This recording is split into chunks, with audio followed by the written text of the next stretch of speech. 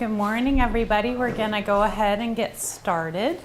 Thank you all for coming. I hope you'll find this next almost hour very enlightening, educational, and most importantly for me, entertaining. So first of all, I want to find out who's in the audience today. Those of you that work for wastewater agencies, if you'd raise your hands. Okay, mostly I got my poop people. Okay, water agencies? How about, what do you got in the back? Just here for the education. Great, wonderful, good. So I'm an engineer. Good morning. Are you guys water or wastewater agencies? Just curious. City Santa Rosa. Oh, okay, so maybe both, right? There's the Sonoma County Water Agency. Oh, I see. Okay, got it. Well, welcome. Glad you guys could join us. So I am an engineer by background. I'm currently Central Sands Resource Recovery Program Manager, and I know that the last presentation focused very much on resource recovery. Most of my career has been spent on pollution prevention, and truth be told, I gave this presentation along with my coworker Colleen, who's presenting after lunch, at East Bay Mud the last time they had BAYWORK there back in the fall, and we were invited back to give presentations, which we've done separately. And most of my, I guess, motivation behind this was that I want to pass the torch to this lady. And so part of it was educating her, but along the way, of course, I'm happy to share this message with anyone else. And you know, this is from about, I don't know, 10 to 15 years of work I've done in pollution prevention. And a sub-theme of this, I think I would say it's about, to me, the deficiencies of our Clean Water Act. And that's kind of what I'm going to go through today, and the changes that I think need to happen, especially with potable reuse looming in the future. So as you know, every day people flush a lot of things to us. And a lot of it's water, right? 99% of what comes in the gate is water. But along with that come a lot of other contaminants, substances, you know, whatnot. And so from my vantage point, we in the Bay Area, we're leaders in pollution prevention. We've led most of the environmental movement. California has led the environmental movement. The Clean Water Act was based on the Porter Cologne law that was passed in California. But to me, there's been a real evolution to pollution prevention. And it first began with reaction mode. There was no looking to the future, thinking about what might be. This is what was going on in the country, right? There were rivers on fire because of so much pollution. And that was really part of the national outcry that, wow, we've got to do something to protect our natural resources. And so this was the framework that the Clean Water Act was developed from. And so from there, you know, they created the Clean Water Act, created a permitting system for wastewater dischargers, right? The National Pollutant Discharge Elimination System program. It went from being a right, like I have the right to do this, to know there's certain things that you've got to meet in order to do this, and you need to implement treatment. And so, you know, that obviously cleaned up a lot of waterways. And as, you know, we've gotten better and better at wastewater treatment, I think that next we got into sort of this anticipation mode, which we're kind of in that still, but definitely, I think 1 foot in this and 1 foot into the next one, which is watching out for emerging contaminants, you know, not having it where the river's on fire. We want to try to catch these things before they happen. The problem is at one time organophosphate pesticides like diazinon and chlorpyrifos, which were since banned for residential uses because they were so toxic to everything. Oh yeah, they killed ants, but they also might kill your pet as well. And so those are actually voluntary bans from the manufacturers or recalls from the manufacturers because it was so toxic. And the same thing with cyanide and dioxin as well were emerging contaminants at one point. And so my question is, for how much longer do we just sort of sit back and wait for the next water quality problem to emerge in the bay, in the rivers, in the oceans, wherever it is, and wait for impairment until we do something? I think it's kind of the definition of insanity, doing the same thing over and over again and expecting a different result. And so to me, we really need to get to this last one, which is actual prevention mode. And that's preventing the production of pollutants rather than waiting for them to be a problem or shifting them to a different media. We shift a lot of things to different medias. A lot of what our wastewater treatment is actually doing that. So to me, it's so important to keep these contaminants out at the source because it's the least expensive way to deal with them. Treatment is not the least expensive way to deal with them. So to me, we're not quite there yet, but boy, we're getting closer. And it was kind of cool putting this presentation together for me, because some of the pollutants or contaminants I've been complaining about, we've done things on them, and it's really kind of exciting within a career to see some of the changes. And that really has been a result of seeking relief from both the legislative, which often is the leading piece, and then regulatory arenas. Although it's not always that, sometimes it's just the regulations that can help us.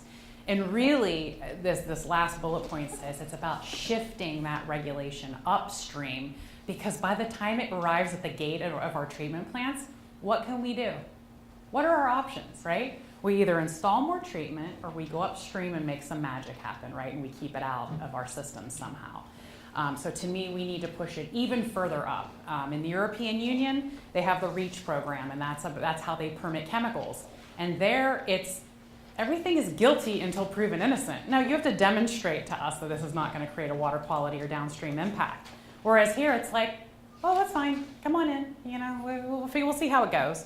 Then I should say that some manufacturers are much better than others. There's a couple of manufacturers that have really great models that they look at, you know, what's the potential downstream impact based on the concentrations of their products that will remain in wastewater. So they're not all bad actors by any means. So much to my point, consumer products are not regulated to consider water quality impacts. They are not done in any way. There's no consideration for that. In fact, same goes for things like pharmaceuticals. There's really no regard for downstream impacts. There's no concern about, you know, how much uptake biologically is there for pharmaceuticals, what's gonna, you know, be metabolized within our bodies versus pass through us. They don't really care about that. The main driver for product design, really up to this point, has been cost. Of course, effectiveness as well, but mostly it's cost and performance. So in California, back in 2008, there was a law passed related to green chemistry. And green chemistry is the design of products and processes that minimize the generation and use of hazardous substances. So for example, you think about CFLs, compact fluorescent light bulbs, right? I'm sure you all know they use mercury. And do we need to have mercury in a product in order to make it efficient? And we know now the answer is no, because there's LED lights, right? So that to me is one example. You know, why did we need to go at that pit stop for mercury, one of the most toxic substances on the planet, to get better energy efficiency, and then really create a hazardous disposal issue for you know, our society. So the law that was passed in 2008 then it called for new regulations, which end up as our state's safer consumer products regulations. These are administered by the Department of Toxic Substances Control. And it asks a really important question of product chemical combinations. Is it necessary? So back to my example of efficient light bulbs. Is it necessary that it has to have something toxic in it? Or can we make it better? Can we make it benign by design, basically? And so now I'm going to shift over to constituents of emerging concern, because this is a lot of what pollution prevention focuses on. Let's catch the next problem before it happens, basically. Let's catch it upstream if we can. And these are unregulated chemicals found in low concentrations in the water environment, at least initially. They're not routinely monitored for in wastewater or waterways, so the data is very sporadic. You know, usually you think about what our monitoring requirements are for our agencies. It's typically stuff that has been problematic to the environment. That's what we're looking for, because we know it will be out there. The problem with new stuff is, well, gee, what do we even know what to look for? So there's really an effort needed to stay ahead. And the scary thing is a lot of these have unknown impact on the environment. As I mentioned, they're innocent until proven guilty. And it ultimately shifts the burden to local government agencies to figure this all out. So some examples of CEC, some of the challenging ones, flame retardants. You know, flame retardants, great, they do great things, right? Maybe keep us safer, prevent fires, but you know, they use very stable molecules to do that. And so guess what? Those molecules remain stable as they enter the environment, right? So yes, it's great when you use it, but at the end, it's really hard to break some of those down. And most waterways have flame retardants found in them. Part of the reason is California years ago, because of lobbying by the chemical industry, passed a flammability standard, the strictest flammability standard in the country. And it was something like resisting catching fire with 12 seconds of open flame. Do we really need to have mattresses loaded up with so many chemicals that it won't catch fire with 12 seconds of an open flame? I don't think we need that, right? But it sure used a lot of chemicals, and that benefited the chemical industry, and that's how it happened. Thankfully, a couple years ago, that was amended to change to a smolder standard, so much lower than 12 seconds of handling 12 seconds of open flame. Pharmaceuticals are another big one. I'm sure you all have had some exposure to pharmaceuticals. I'll talk more about that later. Pesticides is probably my new favorite topic, as Colleen knows. The reason being pesticides. So we're all regulated by the EPA, right? The EPA also regulates pesticides. They hand out permission slips on pesticides, and we get problems from pesticides. Some agencies have had compliance issues from pesticides, right? And it's people across the hall working at the EPA that are creating this issue. Another piece of this that I always found amazing was, for those of us that work in the wastewater industry, we have to test our effluent with sensitive species, right? Certain sensitive species. What I've learned is our sensitive species are more sensitive than what the EPA requires on the FIFRA side of the house. That's the Federal Insecticide, Fungicide, and Germanicide, something like that, Act. And so we're held to a higher standard than they are. It's sort of amazing, but clearly they had better lobbyists. I have no doubt about that. Antibacterial compounds, that's another one of my favorite victory stories I'll go into later. Nanoparticles, Wild West. Nanoparticles, they can make nanoparticles of any kind of material. There's nano silver, there's nano gold, there's nano copper, right? And the scary thing is the way the metals behave at the nano size is different than at the regular size. So what worries me about that one is there's no regulation in place. It's literally a free-for-all for manufacturing. And a lot of manufacturers make claims that, as it's looked into, aren't even true. So sometimes it's just a marketing gimmick, which really, antibacterial hand soap was really just a marketing gimmick. I'll talk a little bit more about that. Personal care products in general. You think about, we all wear personal care products, deodorants, lotions, makeup, whatever, shampoos, all that goes down the drain, right? So every day, all those chemicals coming down. Surfactants, cleaning products, right? Lots of cleaning products used that go down the drain. And another one of my personal favorites. I have so many, wipes.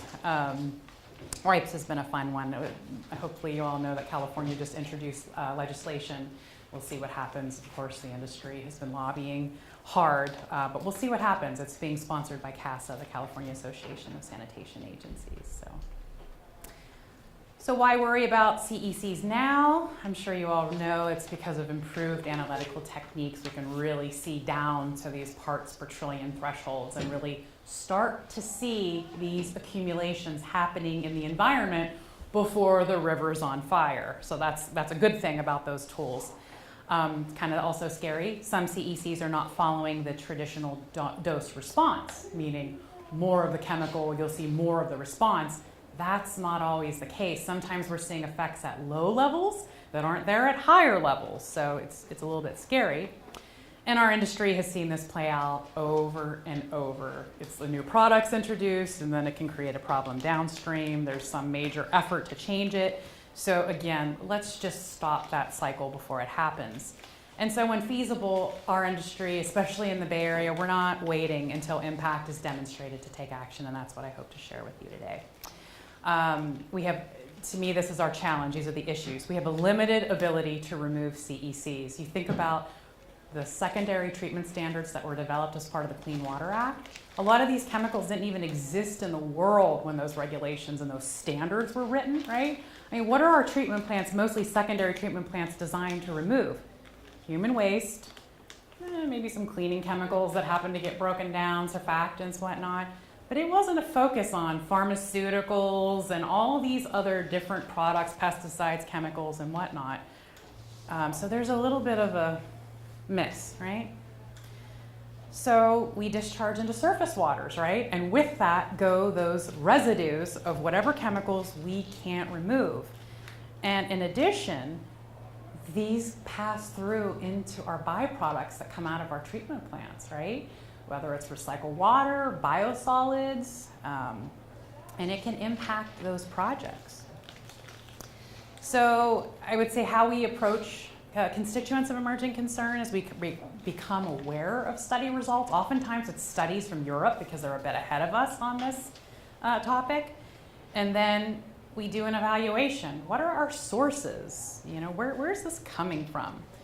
And then we take some sort of action, which usually involves an outreach component. Might as well make people aware, you know, of well, if you buy this, it's going to go down your drain, and you know, we can't remove it. So at least awareness, because you know, we can all vote with our wallet when we go into a store and we buy something. So if you can start shifting your population to you know, away from buying something like wipes, for example, why not? And sometimes the action can be very involved, which is pharmaceuticals. I myself worked on pharmaceuticals for more than a decade, and I became somewhat of an expert on all aspects of it. But to me, this is really the punchline. Treatment is not the solution, and I'll talk a little bit later about why that is. There's no silver bullet on treatment. We can throw the most sophisticated, expensive treatment at some of these, and they'll still pass through. So one of the programs that we have in the Bay Area that I'm really proud of, because this is really trying to get ahead of, you know, before we have an issue, is the regional monitoring program. Now, granted, it's not a voluntary thing. All the wastewater agencies in the Bay Area, the 37 dischargers, are required to pay into the regional monitoring program. So rather than all of us paying and going out and monitoring the bay and the waterways, we pay into this pot, and then the regional monitoring program goes out and looks for things that have been problems, looking like problems, maybe problems, and they're going out there and seeing what's out in our waterways to inform our future management actions. And so I must apologize because I think this one is just a little bit out of date, not too much out of date, but what they've done is they've created a tiered system of sort of, you know, just because you detect something doesn't mean it's an emergency or it's urgent. So, you know, some of it is, you see there's tier 1 possible concern, and it's really, in terms of its impact, is unclear. A lot of it's so new, we don't know. But you can see the kinds of groups. There's flame retardants in there, fluorinated chemicals, pesticides, plasticizers, microplastic is in that group. Up to the next tier of low concern, which you see a lot of pharmaceuticals. You see pesticides, pyrethroids is a pesticide. And then you see your flame retardants in there again. Up to the highest tier present in the Bay is low impact, moderate concern. And that's, again, flame retardants. You've got a surfactant. Fipronil is a pesticide. Flame retardant, PBDEs. Thankfully, there's nothing in the tier 4 high right now. But that's the great thing about that program. It will keep looking, and hopefully nothing ever gets up into that high concern. At least that's my goal. One thing I want to say about fipronil. How many of you have pets? How many of you have used spot-on products on the top of between their shoulder blades for fleas and ticks? Anybody? So it turns out that those spread all over the pet, all over your house. That's the mode of action that those work. And I was horrified to learn this myself. It's from contact that those things work and keep flea and tick populations down. So I know when I got it, I thought, oh, it's just this, you know, directed right at my dog, and so this is great because it's just going to be right here. But there was actually a scientific study done where they put a phosphorescent dye into it, and they put it on the pet, and then they put a black light on the animal, and they tracked it for over 30 days. And they just saw that it spread all over the pet. Anytime, what they would do is they'd put gloves on and they'd pet the animal with this on it over that month period. They would always come away with fluorescence on their hands when they looked under the black light. So in other words, it's getting all over you, all over your clothes, wherever you sit, all over the house. It's on the floor, wherever the pet touches.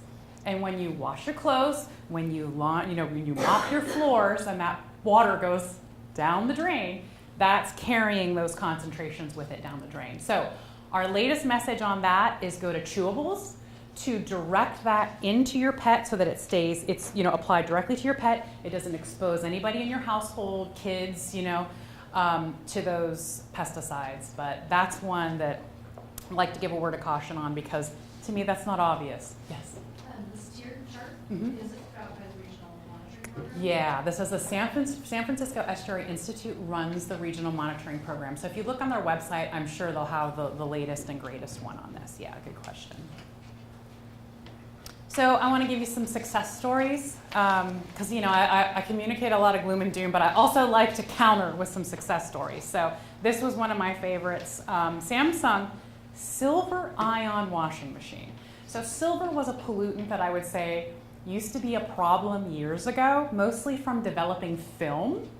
A lot of the dentist offices and the doctor's offices used to use those old processes, and silver was used as part of the development. And so the Bay was at one point impacted for silver. And so all of our good pretreatment folks went out and worked with them and got them to shift. Now, of course, everybody's using digital, which is great. And then we see this washing machine come up. I'm like, really?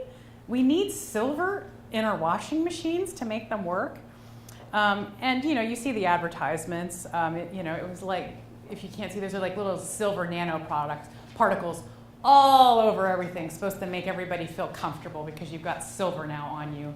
Good for babies, good for everybody. And it's basically what it talks about is silver ions are released into the drum of the washer during the wash cycle. So really cool. Sometimes and it's happening more and more, our water and wastewater agencies work really well together. So I must admit, this was a tip from my local water agency conservation manager. Hey, do you know about these washing machines that produce silver ions?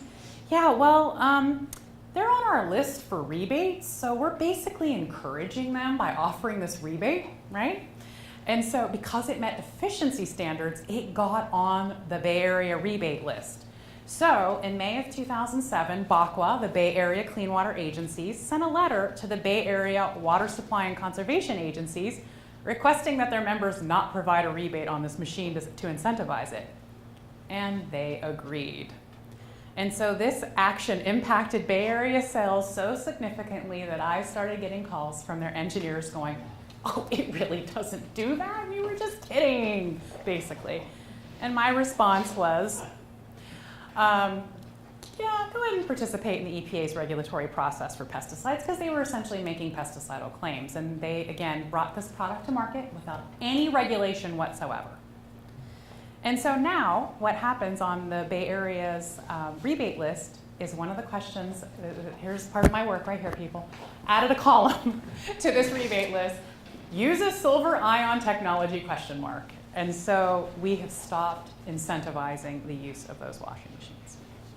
So another one, this one was thankfully very short-lived-ish, microbeads, right, and products. So it turns out plastic is a really cheap filler for personal care products, right? So manufacturers started using that. And so these are tiny pieces of plastic found in many beauty products, including soaps and body scrubs, 5 millimeters or less in size. And if you can see this picture, right, it's the amount of those microbeads in those respective products there, right? So every time somebody uses a bottle of that, that all went down the drain, right? And as you can imagine, unless you have filters, you really can't get that out of the wastewater in a significant removal rate. And it's intended to be used to exfoliate or cleanse any part of the body. So thankfully, we didn't have to wait long on this. Back in 2015, the Microbead Free Waters Act prohibits the use, the manufacturing, packaging, and distribution of rinse-off cosmetics containing these plastic microbeads.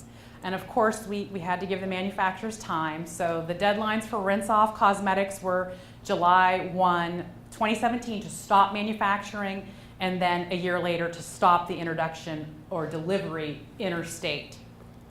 And then for cosmetics, they got a little bit more time, July 1, 2018 to stop manufacturing, and then this July to stop introduction or delivery of these products for sale, basically on retail shelves. This is a federal act or state act? It is a good question. This one is federal because we all were starting. That's another great thing about NAQA. If any of you are NAQA, National Association of Clean Water Agencies membership, they are the forest for the trees of the states, right? And there were individual states that were doing this and trying to pass these laws, which can also be strategic because then you basically create more targets for the lobbyists that they can't be everywhere, right? And so we've actually worked together with some other states like, okay, we're gonna introduce our law now. So you guys do, our bill now and you guys do the same so that we can, create sort of a coordinated attack.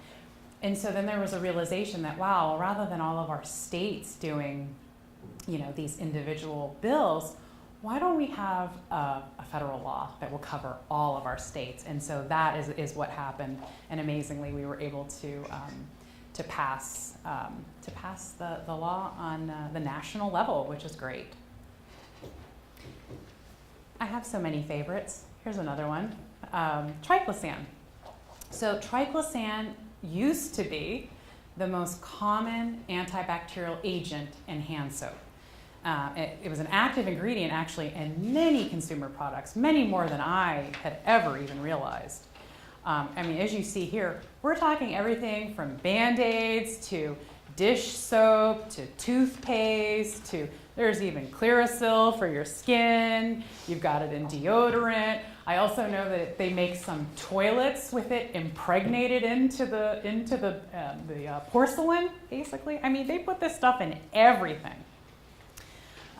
So what are the concerns? Well, it was starting to show up in the environment. For us, I don't know, Colleen, if you knew this, our former lab superintendent would use it for a surrogate where if we had a collection system overflow and we were wondering if our wastewater made it into the creek downstream, we'd test for triclosan. That's how we would confirm that yes, the wastewater got there. It's acutely and chronically toxic to aquatic organisms. Gee, those are hardly important to us since we're regulated on them, right? Bioaccumulates in fish and in human tissue, by the way. May degrade into other toxic compounds, so it's not just the parent compound. As it breaks down, those breakdown products can also be toxic. It also impacts bacterial resistance to antibiotics, which is a growing concern. And now I'm going to go back and ask that question. Is it necessary? Is it necessary to have triclosan in hand soap to get our hands clean? And here's some opinions from some pretty important agencies. The American Medical Association, no data exists to support the efficacy claim, basically. The FDA determined there's no measurable benefits to consumers using these products. And they've been reviewing that since the 1970s when it was first allowed to be produced. The Mayo Clinic, a false sense of security. So, and the reason being, by the way, is because what they determine is a regular old hand soap and warm water and the action of washing your hands is what makes your hands clean. There's no chemical substitution for that. It's a physical, right? You're physically, it's a surfactant soap you use to help it slide off, but you're basically getting it off by the action of your hands. And time, right? There's what did they say? I think you're supposed to whistle happy birthday or something. I think that's the right amount of time to wash your hands. That's what you teach kids. So it's that time. So again, another happy story. 2016, the FDA, now I have to admit, it was the National Natural Resource Defense Council that gave a little push to this. They filed suit against the FDA. Do something, people. You've got this application for these different antibacterial agents. There's no demonstration of efficacy. They don't work. And yet you're allowing them to continue making these false market claims using these products. And so finally the FDA acted. And they didn't just act on triclosan, they acted on 16 different, 19 different agents that made antibacterial claims that could not meet what they said. And so there's a whole suite of them, but very importantly, as we get down to the bottom, 17 triclocarban, which is a breakdown product of triclosan. Triclocarban is found in a lot of biosolids, by the way. That's you guys probably know a lot of chemicals partition to the solid side. You think about what comes in the gate, water, solids, right? And depending on the chemicals and how they behave, they'll either be hydrophilic and follow along the water side, or they'll be more solids. They'll partition to solids and they'll follow that train. And so a lot of agencies see or did see elevated triclocarban levels in their solids. And then as you see, 18 is triclosan. So now I challenge any of you to go to the store and see if you can find an antibacterial hand soap with triclosan in it. There's others, but so far, who knows? We might see them on future lists of emerging contaminants. Yes, there it is. So, another one of my favorites, pharmaceuticals in the news. Again, another issue that I'm so happy that we've sort of declared victory on, although this will be a forever issue in my mind for wastewater, because we will all the medications we take will continue to pass through us in some percentage or fashion. There will continue to be residues, so this issue will always be there, but I'm hoping we've made strides in terms of what gets disposed of directly in dump down drains. I think we're making a difference with that. So by way of background, in the 1990s, there were European detection studies. Again, it's often Europe that led the way. So, we had some clue that this was coming at us. In 2002, the USGS tested certain waterways, a lot of waterways in the US, and found of the ones that they tested, 80% of them contained one or more pharmaceutical or personal care product compound. And then the one that really opened this up wide was there was a 2008 study by the Associated Press, and they went around and they tested the drinking water supplies in a lot of the huge metropolitan drinking water systems. And they found pharmaceuticals, an array of them, in the drinking water supplies of at least 41 million Americans. And that was really eye-opening for a lot of people. The sources of pharmaceuticals in surface waters include both from our wastewater treatment plants, also from landfill leachate, because guess what? When you put those drugs in the trash, and then the landfill leachate accumulates them, and sometimes the landfill leachate is sent to wastewater treatment plants, like we receive leachate from one of the landfills. And also confined animal feedlots, right? All those cows in close proximity get loaded up with a lot of pharmaceuticals and antibiotics, hormones, right? So they're a huge source. So this actually started in the Bay Area in 2006. We had our first statewide campaign that we led from the Bay Area, and that included CASA, the EPA, the State Water Resources Control Board, dozens of local agencies. There was a joint legislative proclamation by the Senate and Assembly. There were 65 official partners. There were press events, public service announcements, ads, and media statewide for this issue. So we really started to raise the profile of this issue. There were several attempts, and boy, their lobbyists are great, let me tell you.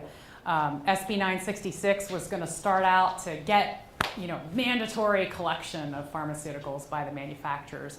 But after the lobbyists got finished, it basically developed standards for here's what a model program would look like, basically.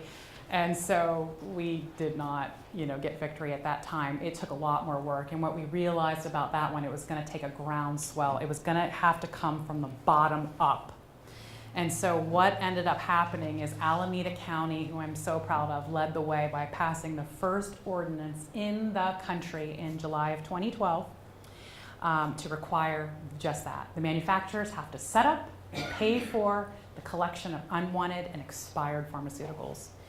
And so subsequent to that, the DEA expanded their regulations for controlled substances, because that was another major hurdle for this issue. Was the way the Controlled Substances Act was originally written is the only entity that could take possession of controlled substances once they were dispensed were police or law enforcement. And our law enforcement has a lot going on. And to be the collectors of unwanted pharmaceuticals, which a lot of people, especially a lot of seniors, don't understand the difference between a controlled substance and not. It's like, oh, these look like pills to us. So, what a difficult issue to have to parse out, okay, no, you can bring these pills over here, but these pills you have to bring over here. It's such a confusing message for the public. So after that, there were in 2013 and 2014, additional attempts failed at the state level for statewide bills. Again, lobbying power. However, in the meantime, the groundswell continued. 12 additional California counties passed local ordinances. So what do the pharmaceutical manufacturers say to that? Oh, well, now there's all these county rules and laws, and it's like a patchwork. It's not consistent. It's different over here from over here. And we said, oh, so maybe we need a statewide bill now. What do you think? And so finally, SB 212 passed in 2018. And this is the brave lady down from Southern California, Hannah Beth Jackson. She ran the bills in 2013, 2014, and she stuck with it until 2018. And finally, we have a statewide bill now. So, my last topic, the future of water, right? Potable reuse. So, potable reuse is the introduction of highly treated wastewater, really highly treated recycled water, into the drinking water supply. And some refer to it, as you probably all know in this room, as toilet to tap. And so if you ever hear that from a reporter or whatnot, the way I like to correct them is not quite. It's toilet to treatment to treatment to treatment to tap, right? We do a lot of treatment to that water before it gets put in there. And really when it comes out at the end, it's like distilled water, right? There's almost nothing left in it, but there's still some stuff that gets through that treatment. And I'll talk just a little bit about that because now I'm working more on the recycled water side in the work that I do and thinking more of these advanced treatment uses. And I can't help but keep my pollution prevention hat on and be thinking about, well, wow, up until this point in my career, thinking about the fish and the downstream water, the aquatic organisms, right, as we think about what survived treatment. Well, when you visit a community that does potable reuse, guess who the aquatic life is now? It's all of us, right? So to me, that raises the importance really of pollution prevention even more, as our state being so arid is very much heading in this direction. So I want to talk about Orange County, which some of you may already know. They operate the largest groundwater replenishment system in the world now. So up until recently, they were at 100 MGD of recharge. I always say that, when I visited Disneyland, I always wondered as a planner how they always had enough water for who was coming to visit, right? Because they get millions of people, and how do you plan that out? You look at your census, right? And okay, this is how many people we have in our service area, but how do you handle water for all those people? And so it made a lot of sense to me when I found out that they operate the largest groundwater replenishment system and they just keep reusing their water over and over again. So I wanted to talk a little bit about the treatment process that they employ. Let's see if we can, okay, good. So starts with a pre-purification step, right? Mainly because this reverse osmosis membrane, some of you may already know this, those membranes, you basically just choose the pore size. It's so small, you can essentially select for what crosses that membrane. And so it's very fine, talk about fine screen. It's, it's super fine. So you can't just, throw wastewater onto that or you're gonna, pack it basically and you no longer have a membrane. So pre-purification is super important. And then you go to, so basically fine screening and your regular treatment. And then you go to microfiltration, again, smaller and smaller, getting rid of, smaller and smaller contaminants, solids, whatever's remaining, bacteria at that point. And now you go to your reverse osmosis membrane. And this is where I talk about shifting media. In this case, you're not really shifting media, but everything that stays on this left side of this membrane, right, is all the stuff that we don't want in the water in the first place. You got your pesticides, your pharmaceuticals, right? And that has to be disposed of somewhere. And that, for many agencies, has created a huge problem, huge hurdle that sometimes will prevent the implementation of advanced treatment projects, because how do we get rid of that stuff? Now, granted, there's also a lot of salt in there, which sometimes can be the biggest Achilles heel, I would say. But to me, that's why it remains ever important to keep these products, contaminants, out of the water in the first place, because they're not going to disappear in this process. They're just going to shift to the left side of this membrane and create a discharge problem for agencies. And so then finally, they typically polish it off with advanced oxidation processes. So basically, you've got your hydrogen peroxide is just blasting whatever remains with oxygen to try to break it down, right, additionally. And then sometimes ultraviolet light is good at breaking down certain contaminants, pharmaceuticals, whatnot. So, you're basically throwing everything you can at these streams. And in their case, they inject into a groundwater basin, and that's where they store that water for a period of time before it's drawn up by their drinking water treatment plant.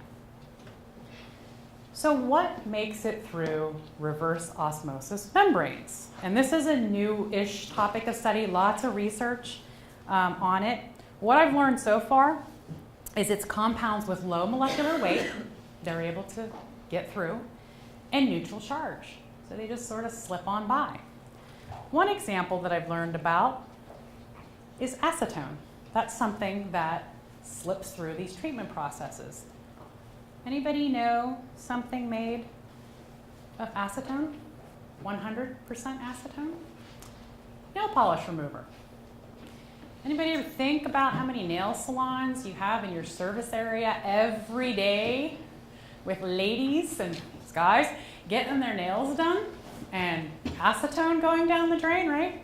So for me, and I've already raised this up to the Department of Toxic Substances Control for their process about, is it necessary? That's my question. Is it necessary that we have to have nail polish remover with acetone? I think it would, they've got it on the list. It would be a great one to look at, and I didn't mention what that DTSC process does is once it selects a product, they basically require the manufacturers to go and do alternatives assessments.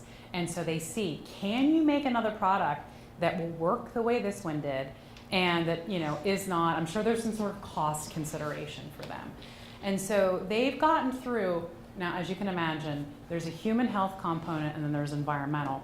So far in that process, a lot of what they focused on are chemical product combinations that result in human health impacts. A lot of it they've been looking at like flame retardants in baby clothes, very important stuff, which also, by the way, helps us. That's a great thing about that process. Even though it's human health focused initially, it ultimately almost always benefits our side because they're keeping it out of these products that are not getting washed down the drain for us. So to me, I hope to see this soon looked at because, again, back to definition of insanity. We know this stuff can get through these treatment processes. Let's fix upstream, and then we won't have to fix downstream. So with that, any questions, comments, thoughts, stories? Please share. Any awesome pre-treatment options you put on the users? Well, that's a good question because nail salons, right, could be one to look at. And there are, like I know San Francisco's been working to green their nail salons because the Department of the Environment focuses also on the human health side, and they're thinking about the salon workers and their incidences of cancer that they're looking at. And so they're trying to minimize that. So I would say for this one, certainly would be a great opportunity for pre-treatment and looking at greening your nail salons, as an example. I mean, they put a lot of stuff down the drain when you think about it. Anything come to mind to you, Colleen? Colleen's a compliance inspector. Yeah, well, requiring pre-treatment is always an option, but it's not necessarily the answer, right? We want to start way further back in the process. I had a comment/question though about the acetone. If I remember correctly, one of my first jobs out of college was working on an advanced oxidation treatment system that didn't use peroxide and UV, it used ozone and UV. Oh, okay. And if I remember correctly, acetone would significantly spike after advanced oxidation because it is a smaller carbon chain. So as the longer carbon chains break down, it makes acetone. Wow. So I'm wondering if that's where some of the high concentration of acetone is coming from. They know for sure though that it gets through the also but you're right. I mean, reconstruction is a phenomenon that happens with certain chemicals, and there's other ones that do that. Is you think you've taken care of them in treatment, and they'll start to re-synthesize after like UV and stuff. And so then yeah. it would be interesting to know which carbon chains are doing that and where do they come from. Yeah. So yeah, you have to go back in the process to beginning. Yeah, to me, just more to the point of why it's so important to keep our waste streams clean. And more what I'm, when I get to talk to the public, I just really encourage them to think about their toilet like a recycling bin, right? And like, we wouldn't put, hopefully, so people don't put trash in their blue recycling can, right? But we don't want people to put other things down the toilet, for example, flush other things. Just human waste, toilet paper, right? The 3 Ps, as they say. So that's really what I try to encourage our residents to do. I'm just curious, do you know how the drug companies dispose of the unused pharmaceuticals? So usually, they're a significant source. As if you had a manufacturer in your service area, whoa. I think that they are technically supposed to be incinerating them, but I don't know. I don't think we have any manufacturers in our service We area. Do we? actually are looking at a place that's a small manufacturer, Okay. and, the expectation would be that they incinerate them. That would be the standard we would keep them to. But incineration's kind of funny, there's only a couple states that are actually, you can legally incinerate pharmaceuticals. Yeah, that is interesting. Is we think about sending our waste out outside the state. But yeah, there's only like a couple few of them. I think they're waste to energy. We don't incinerate in California. We don't Yeah, have incineration. no, I think we used to, but that's been shut down a long time ago. So, yeah, it's I think about that problem, and it's like what's the least impact and the most benign way to dispose of something like that, right, and put it into our environment. And I think for now, absent anything else, it is incineration with good air pollution control. But again, that air pollution control, those filters are going to capture a lot of that. Then what do we do with that, right? So that's why it's like, to me, it's so much easier. We got to stop this stuff upstream because it just continues to be an issue through its life cycle, right?